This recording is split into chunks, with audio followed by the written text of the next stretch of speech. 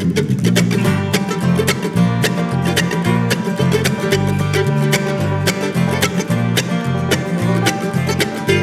got the keys to the kingdom, got a ship to sail, I got a ship to sail, I got a ship to sail. Bird in the hand won't fly away, between too long and the break of day. Black sheep, black sheep, black sheep. Springtime on the mountainside, on the mountainside, on the mountainside. For your sake I always tried, for your life I always lied. Black sheep, black sheep, black sheep.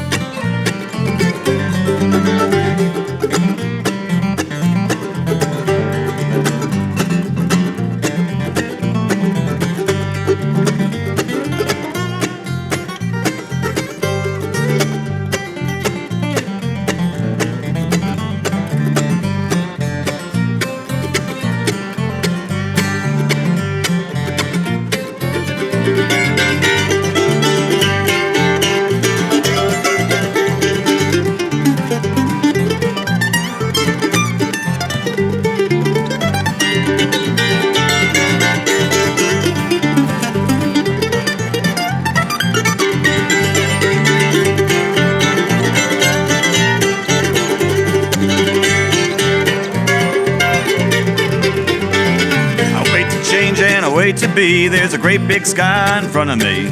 One by one and two by two, there's a change in me, there's a change in you. Black sheep, black sheep, black sheep. A crooked heart is a crooked way, it's a crooked way, it's a crooked way. A rotten heart loves decay in any old game to play. Black sheep, black sheep, black sheep.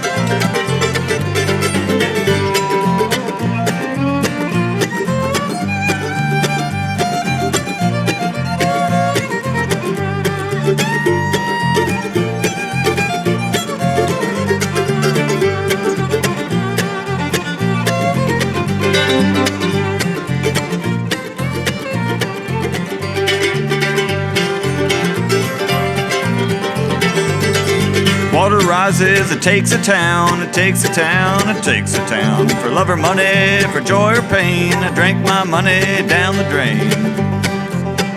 Black sheep, black sheep, black sheep. I pay it up and I pay it back, I keep on paying through the neck. One by one and two by two, there's a change in me, there's a change in you.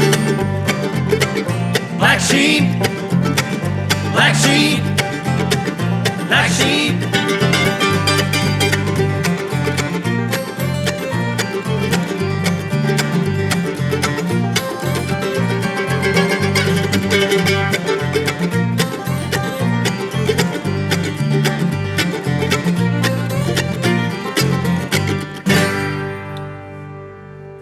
You have a new album coming out called Black Sheep. First album in, what, 6 years? Something like that? 50? I don't know. It's been a while. Yeah, it's been a while. I mean, 2009 it came out of the show. We did an EP in 2013, 4-song. But yeah, this is the first full-length album since 2009. September of 2009 it came out, I think. Yeah, and it's your first album since Jeff Austin left the band, and it's been about a year now. And yeah. So how is the recording and songwriting process different this time around, with the new configuration? It was first time full album of us self-producing it, so it was different in that regard. There was a lot of brains with input. A lot. I mean, we always had our inputs whether there's a producer or not, but it seems to be like someone like manning the the machine, I guess. And in this regard, it was it was a team effort, and it was really fun. It was really laid back, but we did a lot. It was a lot of work too, but it was very, we were serious about it, but we were lighthearted too. It was like I just had a great time. I want to do another one. When you wrote the songs, did you write individually, or were you guys collaborating? Some of both. Yeah. Generally seems to work that Adam and Dave Johnston, who plays banjo, will work together closely in sharing ideas. They also live very close to each other in Boulder, and so they'll co-write a little bit more than I will with Dave or Adam. We all kind of showed up with, and it tends to be the way that it works, we'll show up with a structure, a basic structure, and then say, this is as far as I've gotten it, now you guys, what do you hear? Like, apart from obviously, like you do whatever you want on your solo break, but what am I missing? Like, here are the lyrics. What am I missing? What's redundant? Like, and Dave Johnston is a terrific person to run lyrics by. One of his strongest suits is his ability to look at words and put them together and say just the right thing. That's where he really shines. And just opening it up. I mean, to do this, and you have to have trust in your bandmates, and we wouldn't be playing with people that we don't respect and cherish their ideas. So you just throw it open and realize that there's nothing I'm going to bring to the table that's going to be better if left alone. It's only going to improve by letting people have a shot at it. I think that's the cool thing, is we all know that too. Having that, knowing that, like, I don't feel like I have to, if I write something that this is how I want it and this is how it's going to be, I'm always like, what do we do? And a lot of times it's like, hey, there's nothing much to do. Like, we'll put a solo here, do these harmonies, you take the high, you take the low. Not a whole lot, but I'm totally open if someone's like, I don't like that line, or, that doesn't make sense, or it's cliche, or whatever, hey, let's fix it, Let's talk about the new members for a minute. You have Allie Kral on fiddle and Jake Jolliff on mandolin, and they've been with you now pretty close to a year. Yeah. And is there anything, after having a chance to play with them for all these months now, is there anything that's really surprised you about either their playing or how it's all meshed together? For me, it's just been, my first impression was, it pretty much was, I was right about, or at least I felt like I was right about them as people and as musicians. Work ethic's really good. They're great hangs off stage. They can deal with our warped sense of humor. They have their own weird sense of humor as well. And we, and musically, that was the thing we knew before we even played together, that was going to be good, Yeah. It was interesting though how it worked out. There's some very obvious things that happen, like when you and people will hear Jake play mandolin. He is one of the great mandolin players. Yeah. He's a next generation. It's amazing to think that Chris Thiele isn't the youngest generation of mandolin player anymore. Right. That just makes me feel old. But Jake is somebody who grew up, learning what Sam Bush did, learning what Grisman did, and learning what Chris did. And so there's this whole other younger generation, and there's a younger generation still than Jake that are learning everything that Jake's doing.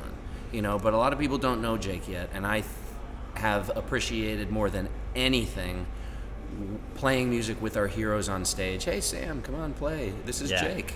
Check it out, and then watching them on stage, just like, wait a second, what? Yeah. They thought they were done with it once Chris came along. Yeah. But now they got this other kid showing up and doing, playing crazy. Jake is an extraordinary talent. Allie, there's this X factor. Like, some people are just born with a heart of rock and roll. That's how I describe it. And these moments on stage where she will step up to take a fiddle solo and she has not played a note, and the audience is already going, yeah! And I'm like, how do you do that? Wow. I want to do that. How did you do that? You gotta wear a dress. You gotta wear a dress. You gotta be like, great fiddle player. Yeah. And just there's female energy to something that she brings that's just like really compelling. One of the surprises that I thought was that in her previous bands, Allie was never asked to sing that much. Mm-hmm. Yeah. And I think that when she sings, she brings the house down. Yeah. So it's one of those things where I was so surprised. She said, they never asked me to sing a lot. I'm just like, God, what are they, crazy, Yeah. You're singing. 1, 2, 3. And Annalie woke up every morning at the crack of dawn to the screaming inside her head. It was always worse than it really was, and she could ruin things for everyone. Annalie checked out every morning soon as she got up. Sometimes she changed her clothes, but she never looked as good as she thought she did. And it never was the way she said it was at all. Don't you know you gotta tune her out, or she'll wind up under your skin? She does it again and again. Oh, Annalie, you got two good eyes, but you just don't. Don't you know she was already broken when you picked her up? And everyone knows you were kind, but she was never home when she said she'd be. Of course, home to her was just, well, that was just some other word to rhyme. Don't you know you gotta tune her out, or she'll wind up under your skin? She does it again and again. Oh, Annalie, you got two good ears, but you just don't.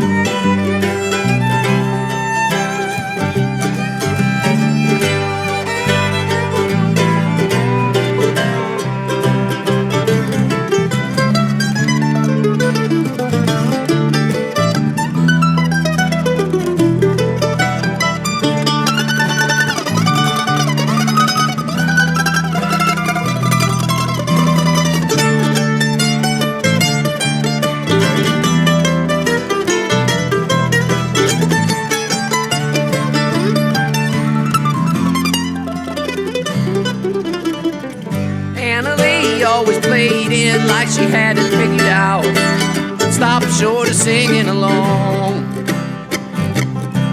But once you seen her shine, you had to blink your eyes.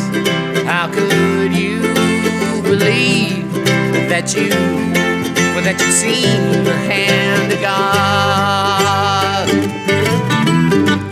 Don't you know you gotta tune her out, or she'll wind up under your skin? She does it again and again. Oh, Annalie, you got two good eyes, but you just don't.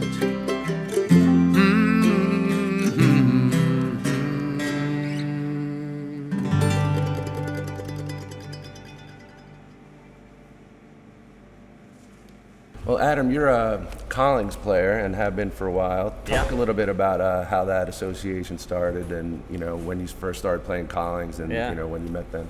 Well, when I first had enough money to even consider buying what I would consider a great or really nice guitar, no frills kind of deal, just like a good sounding instrument, I went to a place in Arvada, Colorado called Kit's Old Town Pickin' Parlor, and was I didn't go in and buy one the first day, but I went in over the course of a week and played every guitar in there, from Huss and Dalton to Santa Cruz to Martin, Taylor, and Collings. I kept going back to this one, and it wasn't even a dreadnought. It was a jumbo kind of Gibson style CJ, and I just loved the sound of it, and I ended up buying that and loved it. And then I don't know how we got hooked up I don't even remember how we actually got hooked up with Collings, as far as they might have reached out to us possibly, or we might have I don't even, do you remember? I don't even remember. You are absolutely asking the wrong bass Yeah, player. I mean, I don't even remember.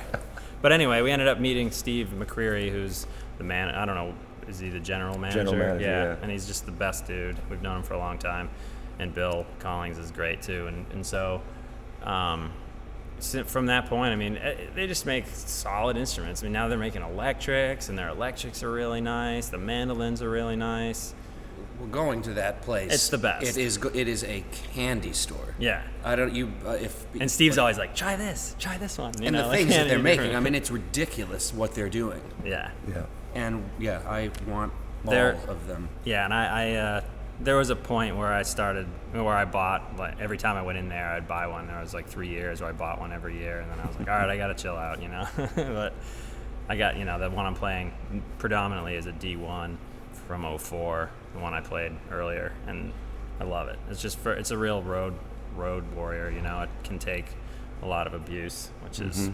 What's your favorite Collings? I think I like I have a Sunburst. It was a DS1SBA or something it's called, which is a Sunburst, jumbo body, 12 fret slotted headstock, Adirondack top, no electronics in it. I play that. That one's really good for like singing and strumming. It's good for picking too, but it's better for strumming, I think. You know, it's just I love it though. It's such a great guitar. You have a Collings also, right? Yeah, I have one like Adam plays on stage usually. Oh no, you have the D2H. Do it. What? You have a couple of I those? have it. Remember my bridge broke on it? Oh, yeah. So yeah, so I'm not playing that one as much. It's just a great punchy bluegrass guitar. Yeah. It's great for me to bang around on. I write almost the songs that end up in Yonder on it. It is, you know, the nicest instrument I have. You know, I've been following you guys over the years, and you know, you always used to talk a lot about how you fit in with bluegrass and traditional bluegrass, and I think you might have once called yourselves the bastard sons of bluegrass or something along those lines. But clearly, like, that's not where your head is these days and not what you're thinking. Do you feel like more comfortable in that world now, and that you're able to stop worrying about where you fit? Yeah, totally. I mean, when you're young, all you want to do is have somebody that like is your idol or something come over and be like, you guys are good. Like, I see what you're doing. Even if you're not doing, like, even if you're not living the dream yet, I see what you're trying to do and keep going, that kind of stuff. And we were very fortunate to have some support like that. And then when you grow up, you sort of stop caring what people think about you anyway. Right. And it's easier to do that when you have a little bit of success, you know? So, like, when I said we're the bastard children of bluegrass, it felt like, and plus Yonder hit right at the same time Nickel Creek did. And there were such different things, you know? So, you know, Nickel Creek was the best example of something, like just a pristine thing. You know, and we were in the bars and like trying to rock and roll our way through the experience. So it sort of felt like that was a good thing. But anymore, like, I don't know, we've been almost 17 years at the gig. Yeah. We don't have a lot more to prove that I can think of. I feel like we've created a niche as far, you know, like you don't have to be into, you know, jam band type music for lack of a better word. You don't have to be into bluegrass to like us, you know. Right. It's just like you can like it or not, and some people who listen to bluegrass like us, and some who listen to bluegrass don't, and some people who like jam bands don't like us, and right. some, you know, it doesn't really matter. I mean, we do what we do, and we're fortunate, and I'll never take it for granted that we've been able to be around for this long and be able to sustain and like pay bills and things. and now there are groups coming up that look to you guys as influences as well. Really? Can't help them. Yeah, sorry. No, but we, you know, yeah, of course, and it's great to see. Like, makes you feel like you did something good, you know. Like, I don't know, it's great to see people having an opportunity that we maybe helped with, in the same way that we wouldn't be doing this if it wasn't for Hot Rise or Leftover Salmon or you know, String Cheese Incident. You know, even though we don't sound like those bands, if they hadn't have done some heavy lifting, especially coming out of Colorado, Right. we wouldn't have had a shot.